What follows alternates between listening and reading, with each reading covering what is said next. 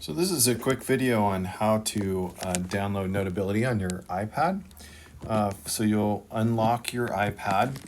I already have it on my iPad, but the steps will be very similar. So what you want to do is you want to look for the HBUHSD logo on your iPad. And another way to do that is you can just go into the search and type HBUHSD. And so you can see that there's this app right here that comes up. It's HBUHSD Apps. And you'll launch that. And this is our HBUHSD App Store. And in here, you can find Notability, or you can just use the search and start typing NOT, and you'll see that it comes up. So then you can click on Notability. Mine says installed, but what you'll want to do is click the button right there to install it.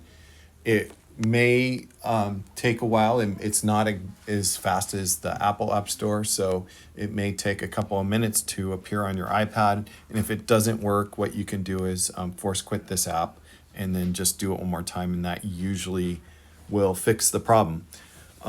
If you're still not able to install it, please contact your network technician for their assistance on that.